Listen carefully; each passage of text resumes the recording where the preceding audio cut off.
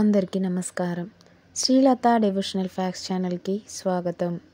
ఈరోజు గురువారం, పైగా హనుమాన్ జయంతి కాబట్టి భక్తి శ్రద్ధలతో స్వామివారి కథని వినండి. పరమ పవిత్రమైనటువంటి ఈ కథని భక్తి శ్రద్ధలతో ఆలకించి ఆ స్వామిని తలుచుకుంటే మనసులో మీకు ఎటువంటి భయం ఉన్నా కానీ వెంటనే తొలగిపోతుంది. ఇక ఈ రోజున స్వామివారి గురించి కొన్ని కథలను తెలుసుకుందాం. పూర్వకాలంలో వెంకటాపురం అనే ఒక గ్రామం ఉండేది. ఆ గ్రామంలో రామశర్మ అని ఒక పేద బ్రాహ్మణుడు నివసిస్తూ ఉండేవాడు. అతను ప్రతినిత్యం కూడా హనుమంతుల వారిని భక్తి శ్రద్ధలతో పూజిస్తూ ఉండేవాడు. పూర్వజన్మ కర్మ ఫలితంగా ఎంతో పేదరికం అనుభవిస్తున్నప్పటికీ కూడా అతను మంచి నడవడికను కలిగి తోటి వారందరిలో కూడా భగవంతుని చూసుకుంటూ ఉండేవాడు. ఊరి వారి ఇళ్లలో జరిగేటువంటి శుభకార్యాల్లో పౌరోహిత్యం నిర్వహిస్తూ కాలం గడుపుతూ ఉండేవాడు. ఆ ఊరిలోనే కాకుండా చుట్టుపక్కల గ్రామంలో కూడా చిన్న చిన్న పౌరోహిత్య పనులకు వెళ్ళి వస్తూ ఉండేవాడు. అలా రోజులు గడుస్తూ ఉండగా ఒకనాడు రామశర్మకు పొరుగురు సీతారామపురం నుండి అక్కడ ఉన్నటువంటి షావుకారు గారి ఇంట్లో గృహప్రవేశం నిర్వహించడానికై రమ్మని చెప్పి కబురు వస్తుంది. ఆ పక్క ఊరికి వెళ్ళే దారి అడవి మార్గం గుండా ఉంటుంది. ఆ మార్గం నుండి రాత్రి వేళ ప్రయాణం సాగించడం అంత శ్రేయస్కరం కాదు. అడవిలో రాత్రి వేళల్లో క్రూర మృగాల బెడద చాలా ఎక్కువగా ఉండేది.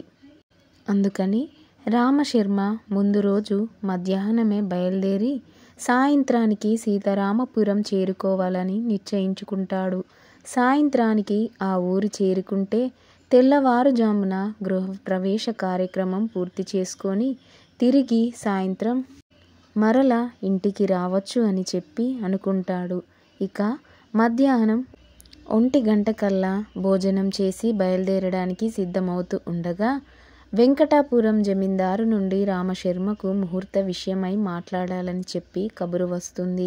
ఇప్పుడు తాను వారి ఇంటికి వెళ్ళే సీతారామపురం వెళ్ళడానికి ఆలస్యం అవుతుందేమో, అలాగని చెప్పి వెళ్ళకపోతే జమీందార్కి కోపం వస్తుందేమో.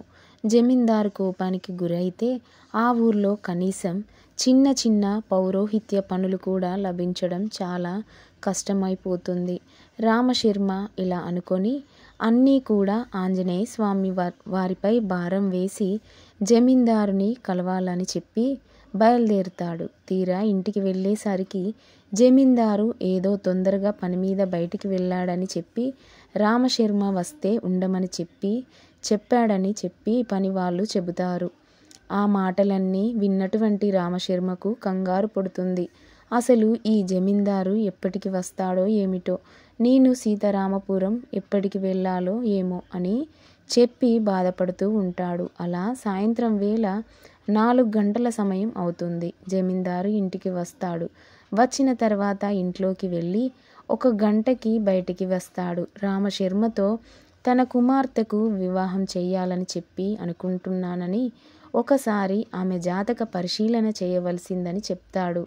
అమ్మాయి జాతకాన్ని క్షుణ్ణంగా పరిశీలించినటువంటి రామశర్మ త్వరలోనే వివాహం అవుతుందని చెబుతాడు. ఇదంతా అయ్యేటప్పటికీ సాయంత్రం అవుతుంది.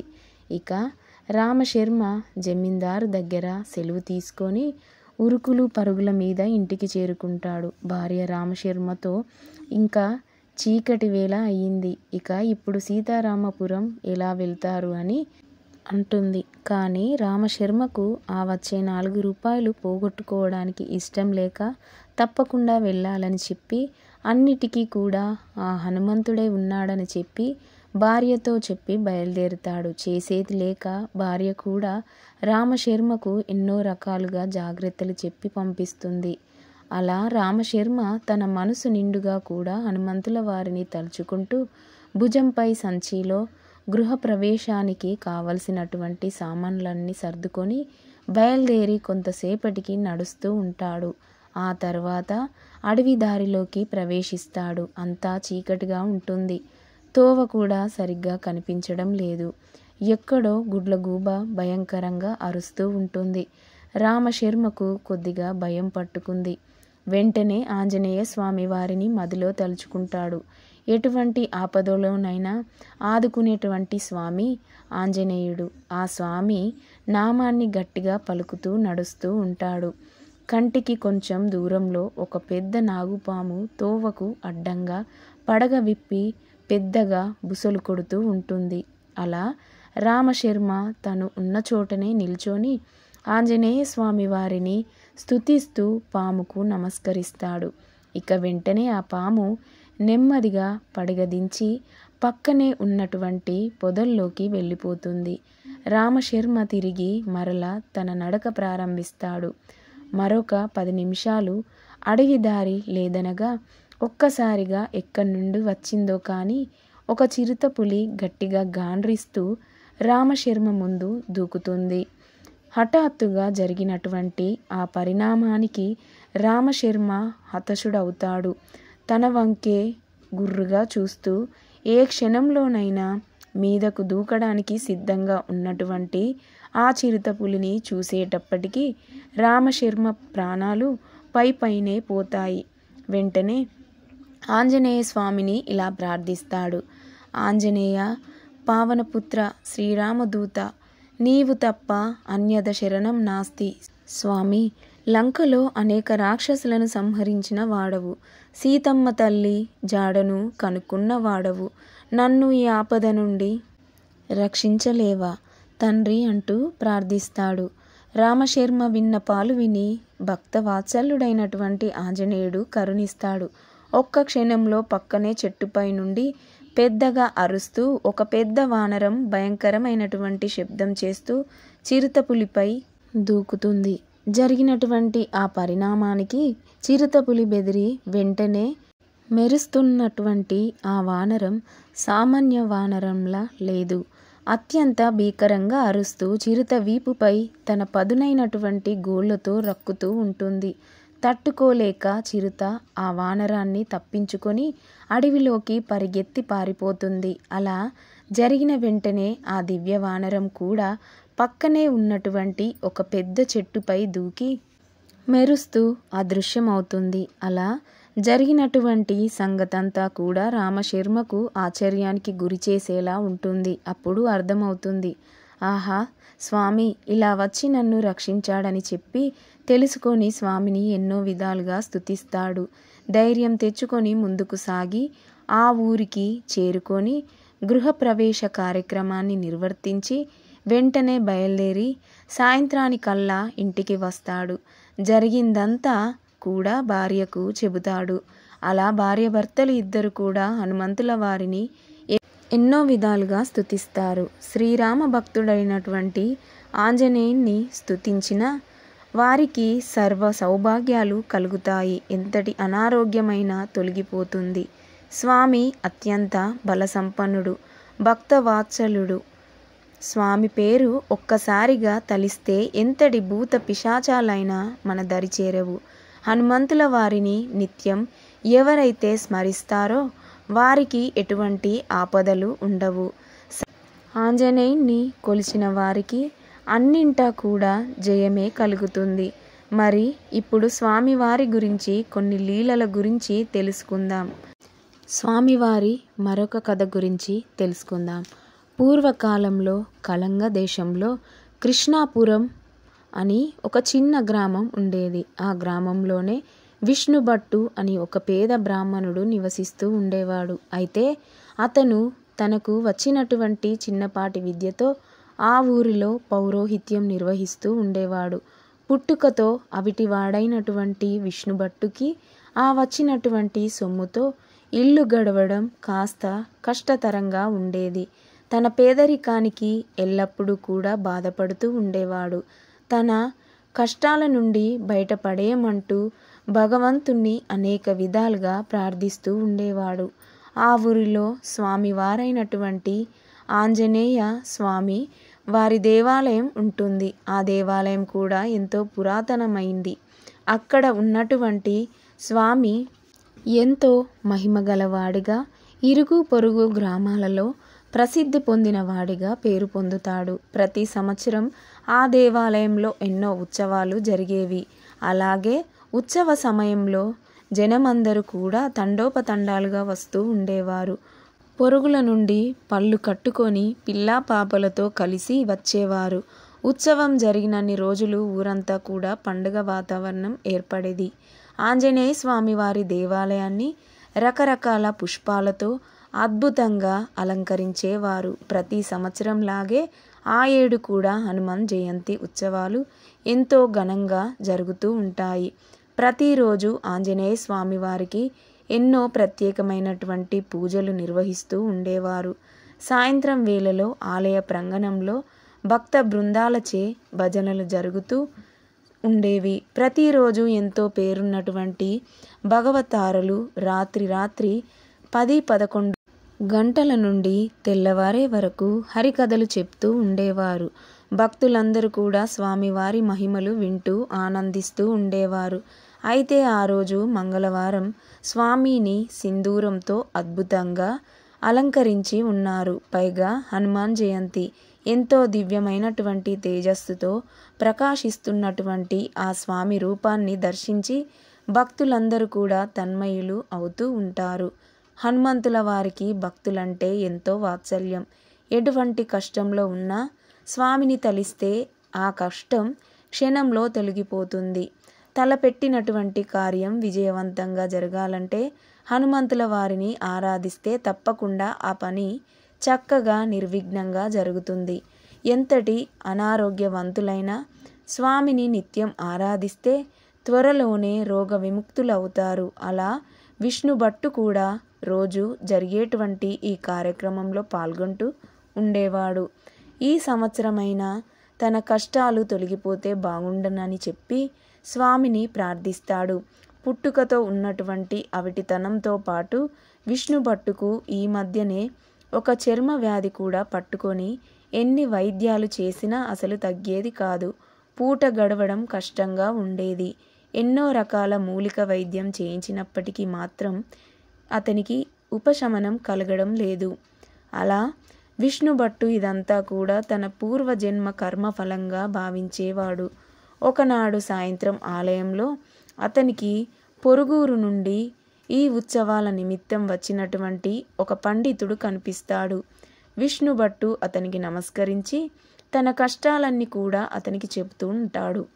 ఈ కష్టాల నుండి బయటపడే ఉపాయం ఏదైనా ఉంటే చెప్పమంటూ ప్రాధేయపడతాడు. అప్పుడు ఆ పండితుడు విష్ణు భట్టుతో ఇలా అంటాడు. నాయనా, నీ బాధను నేను గ్రహించాను. ఎంతటి వారికైనా పూర్వజన్మ కర్మఫలం అనుభవించక తప్పదు. నీవు మునుపటి జన్మలో ఈ ఊరికి 40 మైళ్ళల దూరంలో ఉన్నటువంటి అచ్యుతాపురం అనే గ్రామంలో ఆంజనేయ స్వామి వారి దేవాలయంలో పూజారివి అయితే ఆ జన్మలో నీవు ఎన్నో పాపకార్యాలు చేశావు. స్వామి ఆలయ పూజారిగా ఉంటూనే ఏమాత్రం నియమనిష్టలు ఆచరించకుండా పరస్త్రీ వ్యామోహం, చోరతనం వంటి దురలవాట్లకు లోనయ్యావు.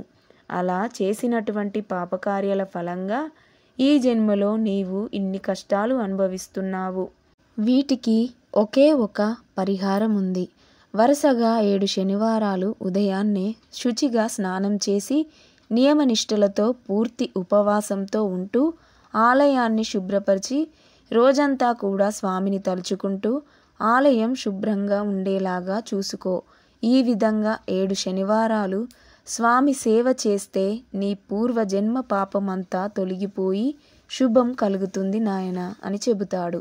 విష్ణు భట్టు ఆ పండితుడికి నమస్కరించి తప్పకుండా అదే విధంగా చేస్తాను స్వామి అని చెబుతాడు. అలా విష్ణు భట్టు ఆ పండితుడు చెప్పినట్లుగా చేయడానికి నిర్ణయించుకొని ఆ వారంలో వచ్చినటువంటి శనివారంతో మొదలు పెడతాడు. ఉదయాన్నే స్నానం చేసి హనుమంతుల వారి ఆలయానికి వెళ్ళి అక్కడ చీపురు తీసుకొని ఆలయమంతా శుభ్రం చేస్తాడు. అవిటితనం వలన శరీరం కొంచెం శ్రమగా అనిపిస్తుంది. అయినా పట్టుదలగా రాత్రి వరకు ఆలయంలోనే ఉండి రాత్రి స్వామివారి ప్రసాదం తీసుకొని ఇంటికి వెళ్తాడు. అలా 6 వారాల పాటు నియమనిష్టలతో పండితులు చెప్పినట్లుగా స్వామివారి సేవ చేస్తాడు. అలా 6 వారాలు గడిచిపోతాయి. ఏదో ఇక అతనికి బాగా అంటే 6 వారాలు గడిచిపోయిన తర్వాత మనసంతా కూడా ఉత్సాహంగా అనిపిస్తుంది. 7వ శనివారం వస్తుంది. ఉదయాన్నే స్నానం చేసి శుభ్రమైనటువంటి ధోతి కట్టుకొని ఆలయానికి వస్తాడు. అంతకుముందు రాత్రి పెద్ద గాలివాన రావడంతో ఆలయమంతా కూడా రాలిపోయినటువంటి చెట్ల ఆకులతో ఎంతో దుమ్ముగా నిండిపోయి ఉంటుంది. ఆలయమంతా శుభ్రం చేసేటప్పటికి మధ్యాహ్నం 2 గంటలు అవుతుంది. అలా ఎంతో శ్రమగా అనిపించి విష్ణుభట్టు ఆలయ మండపంలో స్తంభానికి ఆనుకొని కూర్చుంటాడు. నీరసంగా ఉండడం వలన కొద్దిగా అతనికి కునుకు పడుతుంది. నెమ్మదిగా నిద్రలోకి జారుకుంటాడు. ఆ నిద్రలో విష్ణుభట్టుకు ఒక కల వస్తుంది. ఆ కలలో దివ్యమైనటువంటి తేజస్సుతో ప్రకాశిస్తున్నటువంటి ఆంజనేయ స్వామివారు దర్శనం ఇస్తాడు. కలలో నిజంగా స్వామివారు వజ్ర వైడూర్యాలతో మెరిసిపోతూ కిరీటం ధరించి ఉంటాడు. మెడలో ప్రకాశవంతమైనటువంటి కంఠాభరణం, అద్భుతమైనటువంటి పూలమాలతో, చెవులకు దివ్యమైనటువంటి సువర్ణ కర్ణభరణాలతో, చేతులకు కాళ్లకు బంగారు కడియాలతో, స్వామి ఎన్నో దివ్య ఆభరణాలతో, దివ్య మందహాసంతో, కన్నుల్లో కరుణ రసంతో విష్ణుభట్టుకు దివ్య దర్శనాన్ని ప్రసాదిస్తాడు. విష్ణుభట్టు స్వామికి నమస్కరించి ఎన్నో విధాలుగా స్తుతిస్తాడు. ఆ స్వామి అనుగ్రహించినటువంటి అద్భుత దర్శనానికి ఆనందపడుతూ ఉండగా ఒక్కసారిగా మెలకు వస్తుంది. కళ్ళు తెరిచి కళ్ళలో అంతటి దివ్య దర్శనం జరిగినందుకు సంతోషిస్తూ ఉండగా ఎక్కడి నుండి వచ్చిందో కానీ ఒక వానరం పక్కనే ఉన్నటువంటి ఒక చెట్టుపై నుండి కిందకు దూకి విష్ణుభట్టు వద్దకు వచ్చి తన చేతితో విష్ణుభట్టు వీపుపై ఒక్కసారిగా చరిచి అదే వేగంతో వెనుకకు పరిగెత్తి చెట్టు మీదకు దూకి క్షణంలో మాయమైపోతుంది. ఒక్కసారిగా జరిగినటువంటి ఈ పరిణామానికి విష్ణుభట్టు నివ్వెరపోతాడు. ఒళ్ళంతా జలధరిస్తుంది. అసలు ఈ వానరం ఏమిటి, నా దగ్గరకు రావడం ఏమిటి అని ఆలోచిస్తూ ఉండగా ఒక అద్భుతాన్ని గమనిస్తాడు. తన అవిటితనం పూర్తిగా మాయమైపోతుంది. అంతేకాదు, విష్ణుభట్టు చర్మ వ్యాధి కూడా క్షణంలో మాయమైపోతుంది. శరీరం అంతా శక్తి వచ్చినట్టుగా అనిపిస్తుంది. ఇదంతా ఆంజనేయ స్వామి వారి అనుగ్రహంగా గమనిస్తాడు. వచ్చింది సాక్షాత్తు తనకు కలలో కనిపించినటువంటి ఆంజనేయుడుగా గ్రహిస్తాడు. ఆహా, ఆంజనేయ ఆనంద స్వరూప భక్త వాత్సల్యుడు, ఇన్నాళ్లకు నన్ను అనుగ్రహించావా తండ్రి, నీకివే నా నమస్కారములు. కరుణామూర్తి పావనపుత్ర, నీకివే నా ప్రణామములు. భక్తి దీన ఆశ్రిత జనరక్షక, నీకివే నా నమస్కారములు స్వామి అంటూ పరిపరి విధాలుగా స్వామిని కొనియాడతాడు. ఆ విధంగా విష్ణుభట్టు పూర్తిగా ఆరోగ్యం లభించిన వాడై తర్వాత కాలంలో గొప్ప పురోహితుడిగా ఎంతో పేరు ప్రఖ్యాతలు గడించి ధనాన్ని సంపాదిస్తాడు. విష్ణుభట్టు కుటుంబం అంతా కూడా ఆంజనేయ స్వామినే సేవిస్తూ జీవితమంతా కూడా సుఖ సంతోషాలతో ఆనందంగా జీవిస్తూ ఉండేవారు. అలా హనుమంతుల వారు భక్త సులభుడు. నమ్మిన వారిని ఎటువంటి కష్టంలోనైనా బయట పడేసేటువంటి భక్త వాత్సల్యుడు.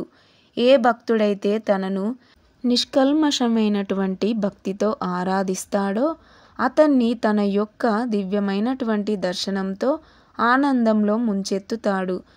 ఆ స్వామి నిర్మలమైనటువంటి మనసుతో కొలిచిన వారిని ఎల్లవేళలా కూడా కాపాడుతూ ఉంటాడు. ఆ స్వామిని నిత్యం స్మరిస్తే వారికి ఏ ఆపదలు కలుగవు. సర్వకార్యాలయందు అంతా జయమే కలుగుతుంది. స్వామివారి లీలల్లో భాగంగా పూర్వకాలంలో ఆంధ్రప్రదేశంలో ధర్మాపురం అనే ఒక ఊరు ఉండేది. ఆ ఊరిలో సుబ్బిశెట్టి అనే ఒక వర్తకుడు ఉండేవాడు. చిన్న చిన్న వ్యాపారాలతో మొదలుపెట్టి కాలం కలిసి రావడంతో అతి తక్కువ కాలంలోనే వ్యాపారాన్ని ఎంతగానో విస్తరిస్తాడు. పైకి ఎంతో దైవభక్తి కలవాడుగా కనిపిస్తున్నప్పటికీ లోపల అతనికి ఎంతో పీసినారితనం ఉండేది. తన దగ్గర పనిచేసే వారిని సక్రమంగా చూసేవాడు కాదు. ఏదైనా భగవత్ కార్యానికి 100 రూపాయల దానం చేయవలసి వస్తే దానికి 10 రెట్లు లాభం వచ్చే వరకు ఎంత పేదవాడికైనా 10 పైసలు కూడా ఇచ్చేవాడు కాదు. అలా ఆ ఊరిలో ఎంతో అద్భుతమైనటువంటి ఆంజనేయ స్వామివారి ఆలయం ఉండేది. సుబ్బిశెట్టి ప్రతి నెల కూడా ఆలయానికి వెళ్తూ ఉండేవాడు.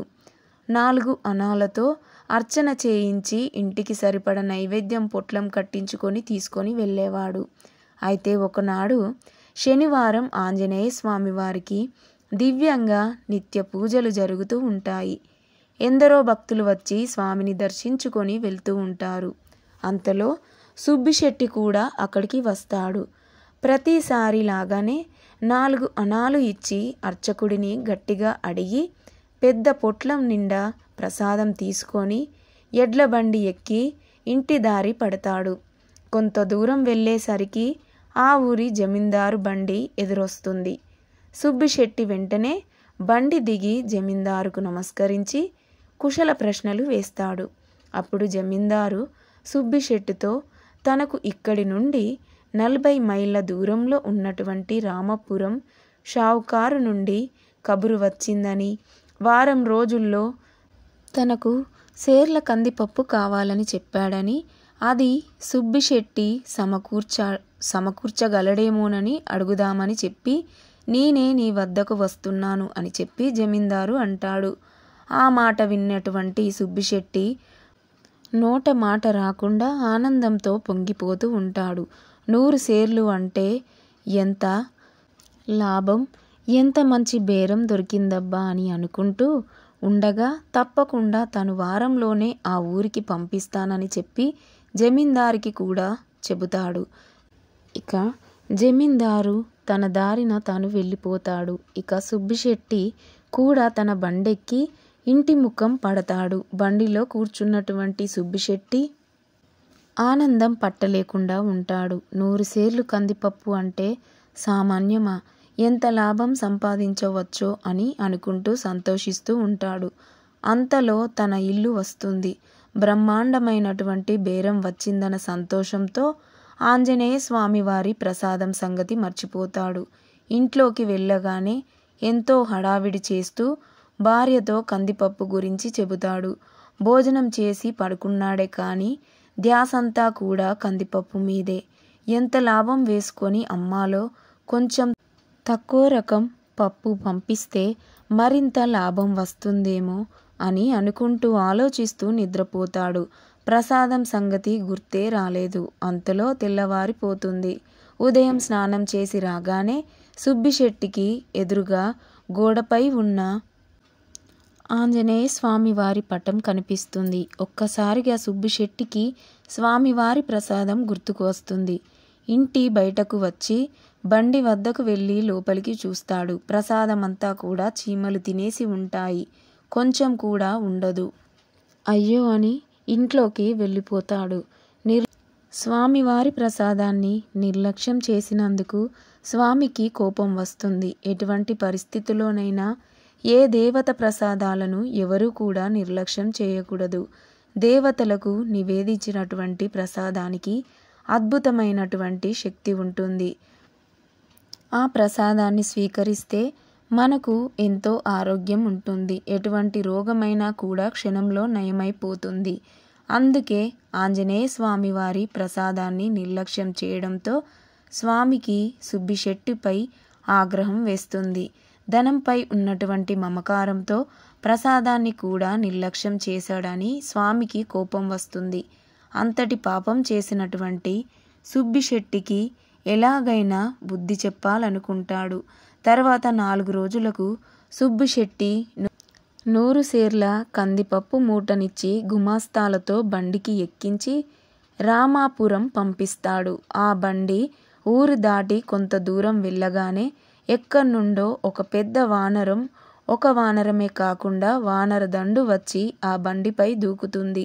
బండివాడు భయపడి ఒక్కసారిగా బండి దిగి పరిగెడతాడు. ఆ కోతులు గుమస్తాపై కూడా దూకడంతో అతను కూడా కిందికి దిగి పరిగెడతాడు. కోతులన్నీ కూడా కందిపప్పు బస్తాను చింపి నేలపై పడేసి చిందర వందర చేసి కందిపప్పు అంతా కూడా గుప్పెళ్లలో తీసుకొని ఇష్టం వచ్చినట్లు అటు ఇటు పొదల్లోకి విసిరేస్తాయి. జరిగిన సంగతి తెలుసుకొని సుబ్బిశెట్టి బాధపడతాడు. ఎంత ధనం వృధా అయిందో అని చెప్పి దిగులు పడతాడు. ఆ తర్వాత సుబ్బిశెట్టి వ్యాపారం కూడా దెబ్బతిని దీర్ఘరోగంతో మంచం పట్టి కొన్ని రోజులకు మరణిస్తాడు. స్వామివారి ప్రసాదాన్ని నిర్లక్ష్యం చేసినటువంటి పాపానికి సుబ్బిశెట్టి మరుజన్మలో గాడిదగా జన్మిస్తాడు. యజమాని వీపు మీద వేసే బరువును మోస్తూ దుర్భారమైనటువంటి జీవితాన్ని గడుపుతూ ఉంటాడు. వీపు వరుసుకొని పళ్ళు పడి సతమతం అవుతున్నా కూడా యజమాని నిర్లక్ష్యంగా మరింత బరువును వేసి మోయిస్తూ ఉండేవాడు. అలా కొంతకాలం ఎంతో దుర్భారమైనటువంటి జీవితం గడిపి ఒకనాడు మరణిస్తాడు. సుబ్బిశెట్టి మరుజన్మలో ఎలుకలా జన్మిస్తాడు. భగవంతుని ఎడల చేసినటువంటి ఏ పాపమైనా జన్మలు బాధిస్తుంది. అంత త్వరగా విడిచిపెట్టిపోదు. అయితే హనుమంతుల వారి ఆగ్రహానికి పాత్రులైన వారు మరింతగా శిక్షను అనుభవిస్తారు. ఎలుక రూపంలో జన్మించినటువంటి సుబ్బిశెట్టి గోధుమల్లోనూ పంట చేళ్లలోనూ పరిగెడుతూ కాలం వెళ్ళబుచ్చుతూ చివరకు ఒకనాడు ఒక పిల్లి కంటపడి ఘోరంగా చంపబడతాడు. ఆ తర్వాత జన్మలో సుబ్బిశెట్టి చిలుక రూపంలో జన్మిస్తాడు. ఆ చిలుక ఆ చెట్టు ఈ చెట్టుపై ఎగురుతూ ఒకనాడు ధర్మాపురం ఆంజనేయ స్వామి గుడికి చేరుకుంటుంది. ఆ గుడి ఆవరణంలో ఉన్నటువంటి చెట్టుపై వాలగానే చిలుకకు తన పూర్వజన్మ వృత్తాంతం గుర్తుకొస్తుంది. స్వామి ప్రసాదం నిర్లక్ష్యం చేయడం వల్ల ఇన్ని కష్టాలు పడ్డానని చెప్పి తెలుసుకుంటుంది. ఆ పాపానికి ప్రాయశ్చిత్తం చేసుకోవాలనుకుంటుంది. ఆ చెట్టుపైనే ఉంటూ భక్తులు తిని పడేసినటువంటి ఎంగిలి దుప్పల్లో ఉన్నటువంటి మెతుకులను తింటూ కాలం గడుపుతూ ఉంటుంది. రోజు ఆవరణలో అటూ ఇటూ ఎగురుతూ నేలపై ఎక్కడ చిన్న ప్రసాదం ముక్కైనా మెతుకైనా కనిపిస్తే దాన్ని ముక్కును కరుచుకొని చెట్టు పైకెక్కి అదే మహాభాగ్యంగా చిలుక రూపంలో జన్మించినటువంటి సుబ్బిశెట్టి తింటూ ఉండేవాడు. ఆ విధంగా సంవత్సర కాలం గడిపి ఒకనాడు పెద్ద గాలి వానకు తట్టుకోలేక మరణిస్తాడు. రోజు ఇలా స్వామివారి ప్రసాదం తిన్నటువంటి పుణ్యం ఫలం వలన తిరిగి మానవ జన్మ పొంది అదే ఊరిలో అర్చకుడిగా కుటుంబంలో జన్మించి ఆంజనేయ స్వామిని నిత్యం సేవిస్తూ ధర్మపదంలో జీవించాడు. ఎంతో మంచి అర్చకుడిగా స్వామివారి ప్రియభక్తుడిగా పేరు సంపాదించి చివరికి ముక్తిని పొందాడు. ఆంజనేయ స్వామివారి ప్రసాదానికి ఉన్నటువంటి మహత్యం అంతటిది. స్వామికి నివేదించినటువంటి ఏ పదార్థమైనా కానీ అమృత తుల్యమైనదే. రామభక్తుడు, భయ నివారకుడు, అభయప్రదాయకుడు అయినటువంటి హనుమంతుల వారి విగ్రహం లేనటువంటి ఊరు ఈ భారతదేశంలో ఎక్కడా ఉండదు. గదను పట్టుకున్నటువంటి వీరాంజనేయుడిగా, చేతులు జోడించి ఉన్నటువంటి దాసాంజనేయుడిగా, అభయముద్రతో అభయాంజనేయుడిగా, రామనామ స్మరణ సుక్తుడై ప్రసన్నాంజనేయుడిగా, లక్ష్మణ ప్రాణదాయకుడైనటువంటి సంజీవన గిరిధారిగా వివిధ రూపాల్లో స్వామిని దర్శనం ఇస్తారు. అయితే వీటన్నిటికంటే విశిష్టమైనటువంటి రూపం తోకలో గంటను ధరించినటువంటి హనుమంతు రూపం. అయితే హనుమంతుల వారి తోకలో ఉండే గంట వెనుక ఆసక్తికరమైనటువంటి పురాణ కథ ఉంది. అది తెలుసుకున్న వారికి కొండంత పుణ్యం, సముద్రమంత ఆనందం. మరి ఆలస్యం ఎందుకు, వాళ్ళ గంట కథ గురించి తెలుసుకుందాం. అది శ్రీరామ వనవాస ఘట్టం. తండ్రి దశరథుడు పినతల్లి కైకమ్మ ఇచ్చినటువంటి మాట ప్రకారంగా తమ్ముడు భరతుని పట్టాభిషేకం కోసం అడవులకు వస్తాడు శ్రీరాముడు.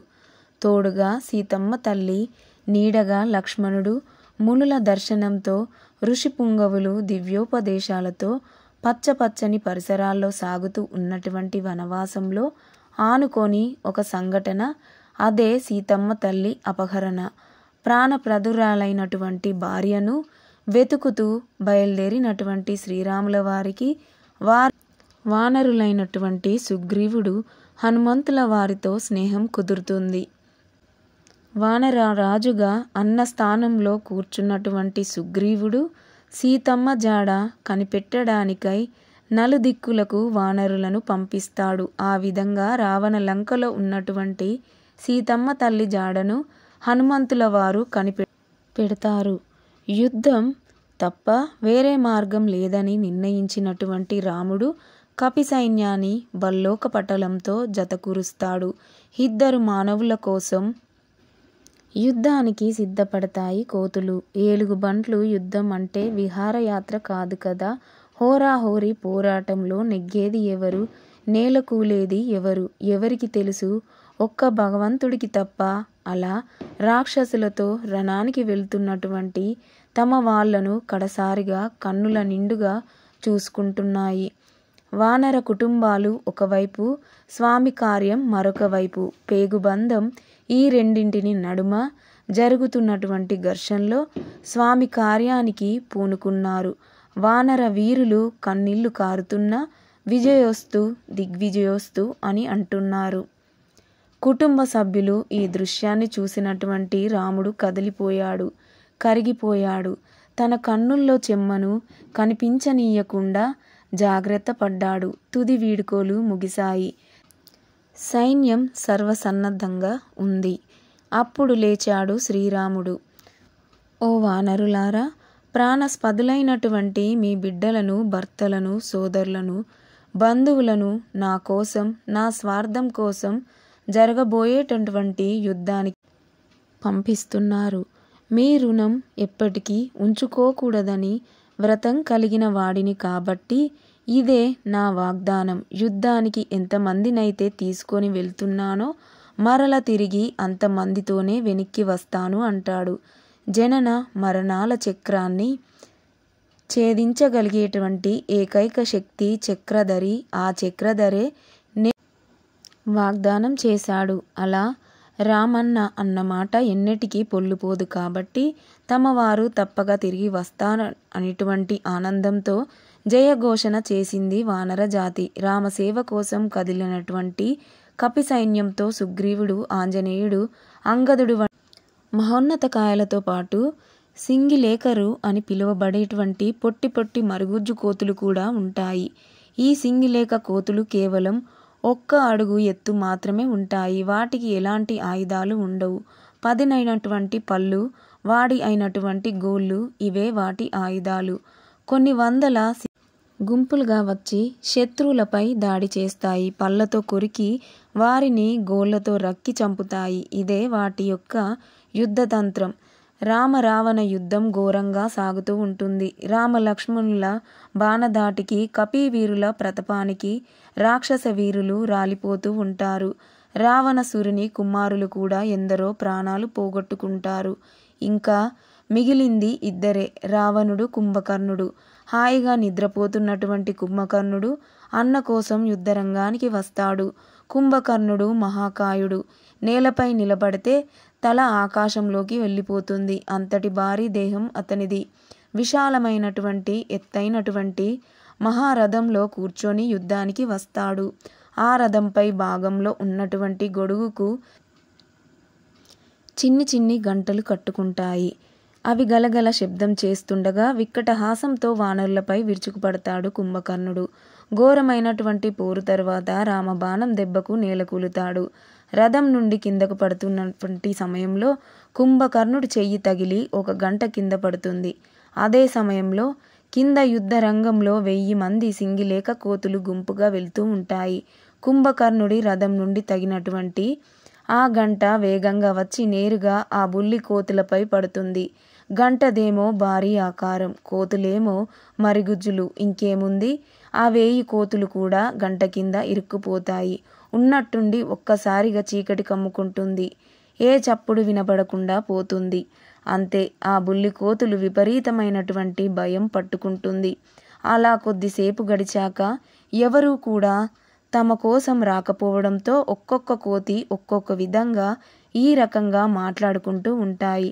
మనల్ని కాపాడడానికి ఎవరూ రాలేదు, చచ్చిపోతామేమో అని ఒక కోతి అంటుంది. మనం తప్పు చేశామని మరొక కోతి అంటుంది. అవును, మన రాజు మంత్రి ఇద్దరు మూర్ఖులే. వాళ్ళను నమ్మి మనం మోసపోయామోనని ఇంకొక కోతి అంటుంది. ఆ రాముడు ఎవరు? అతనికి మనకి సంబంధం ఏమిటి? అయినా వచ్చాం కదా, కనీసం మన గురించి పట్టించుకున్నాడా?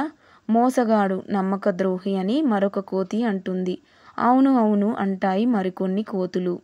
అప్పుడు ఒక ముసలి కోతి ముందుకు వచ్చి, ఎందుకు అనవసరంగా ఆడిపోసుకుంటున్నారు? ఎందుకలా ఆడిపోసుకుంటూ ఉంటున్నారు? అసలు ప్రయోజనం లేదు. సాహసంతో ఉండండి. రామనామ స్మరణ చేద్దాం. అందరం కలిసి రాముణ్ణి వేడుకుందాం. ఆ మాటలకు మిగతా కోతులు కిచకిచ నవ్వుతాయి, అవహేళన చేస్తాయి. అయినా సరే ఆ పెద్ద కోతి కళ్ళు మూసుకొని రామనామ తారక మంత్రాన్ని జపించడం మొదలు పెడుతుంది. ఇంకొంతసేపు గడిచాక తిట్టి తిట్టి అలసిపోయినటువంటి కొన్ని కోతులు ఆ పెద్ద కోతితో చేరి చేసేది లేక రామనామం చేయడం మొదలు పెడతాయి. అలా అలా కొద్ది కాలంలోనే అన్ని కోతులు రామనామ సంకీర్తనలో మునిగిపోతాయి. ఈలోపు గంట బయట ఏదో జరుగుతుంది. అదేంటో ఇప్పుడు మనం తెలుసుకుందాం. రాముడు రావణుణ్ణి సంహరిస్తాడు, సీతమ్మను చేపట్టాడు, విభీషణుడికి పట్టాభిషేకం చేస్తాడు. ఇక అయోధ్యకు బయలుదేరాలి. అప్పుడు సుగ్రీవుడు శ్రీరాముని తన వాగ్దానాన్ని గుర్తుకు చేశాడు. కపి సైన్యాన్ని లెక్కించి రమ్మని చెబుతాడు. లెక్కలు వేసినటువంటి సుగ్రీవుడు రాముడి దగ్గరకు వచ్చి 1000 కోతులు తక్కువగా ఉన్నాయని చెబుతాడు. మరలా లెక్క వెయ్యమంటాడు శ్రీరాముడు. మరలా 1000 తక్కువ ఉందని చెబుతాడు సుగ్రీవుడు. అప్పుడు సాక్షాత్తు శ్రీరామచంద్రుడే బయలుదేరుతాడు. ముందు హనుమ దారి చేస్తూ ఉండగా యుద్ధ రంగంలోకి వస్తాడు శ్రీరాముడు. ఎటు చూసినా రాక్షసుల శవాలు, విరిగిన రథాలు, కత్తులు, పగిలిన డాళ్ళు, వాటన్నిటి మధ్య ఎక్కడైనా వానరులు పడి ఉన్నారేమో స్వయంగా వెతుకుతూ ఉంటాడు శ్రీరాముడు. అంతలో స్వామి దృష్టి ఒక గంటపై పడుతుంది. హనుమ అంటాడు. పవనాస్తుడైన తన స్వామి అంతరంగం ఇట్టే అర్థమవుతుంది. వెంటనే విపరీతమైనటువంటి తన తోకను పెంచి గంటను పైకి లేపుతాడు. అక్కడ ఆ గంట కింద పెదవులపై రామనామం తాండవిస్తూ ఉండగా మూసిన కళ్ళతో రామభక్తితో వికసించినటువంటి మనసులతో కూర్చొని ఉన్నటువంటి ఆ కోతులు సుగ్రీవుడు చకచక లెక్క వేస్తూ ఉంటాడు. 1000 సింగలేఖ కోతులు వస్తాయి. లెక్క సరిపోతుంది. చుట్టూ ఉన్న వానర సైన్యం ఒక్క పెట్టున జయ జయ రామ జయ జయ రఘురామ అంటూ జయఘోషణ చేస్తుంది. అప్పటి వరకు చీమ చిటుక్కుమన్న శబ్దం కూడా విన్నటువంటి ఆ మరగుజ్జు కోతులు అపార పారవార ఘనఘోర తరంగ ఘోషాల వినిపించినటువంటి జయ జయ ధ్వనులకు లిక్కిపడతాయి. చెటుక్కుమని కళ్ళు తెరుస్తాయి. చీకటికే అలవాటు పడిపోయినటువంటి కళ్ళతో దగదగ మెరుస్తున్నటువంటి సూర్యకాంతిని చూడలేక కళ్ళకు చేతులను అడ్డుపెట్టుకొని నెమ్మదిగా చూస్తూ ఉంటాయి. అదిగో ఎదురుగా అజానుభావుడు, అరవింద దళయాస్తక్షుడు, నిరాచర రాచిన వినాశకరుడు, భక్తకోటి సీతాకరుడు శ్రీరాముడు నిలబడి ఉంటాడు. సింగిలేక కోతులకు దిగ్భ్రమ కలుగుతుంది. దిక్కులు తోచలేదు. ఏం చేయాలన్న ఆలోచన రాలేదు. వానర సైన్యం మరొక్క మారు జయఘోషణ చేస్తుంది. జై శ్రీరామ, జై జై శ్రీరామ. అప్పుడు తెలుస్తుంది ఏమి చేయాలో. వెంటనే రామ పాదారి విందాలపై పడతాయి ఆ బుల్లి కోతులన్నీ. రాముడు మోసగాడు అన్నటువంటి, హనుమంతుడు బుద్ధిహీనుడు అన్నటువంటి ఆ కోతిని తాకాయి రామస్వామి మృదు హస్తాలు. ఎవరి వీక్షణం భావసాగరాన్ని తారణం చేయిస్తుందో అటువంటి రామ వీక్షణం తారక మంత్రమే త్రోవ అన్నటువంటి ఆ పండు కోతిపై ప్రసవిస్తాయి. అలా సింగిలేక కోతుల జన్మ ధన్యమవుతుంది. ఇప్పుడు రాముడి దృష్టి హనుమ వైపుకి పడుతుంది. హనుమ రాముడు మాట తప్పడు అనడానికి ఉదాహరణగా సింగిలేక కోతుల కథకు గుర్తుగా తోకతో గంటన కలిగినటువంటి నీ రూపాన్ని ఎవరైతే చేతులారా అర్చిస్తారో, మనసారా ప్రార్థిస్తారో, ఎవరైతే ఈ కథను పదే పదే తలుచుకుంటూ వింటారో వారికి నా అనుగ్రహం రెండింతలుగా లభిస్తుందని చెప్పి స్వామి వరం ఇస్తాడు.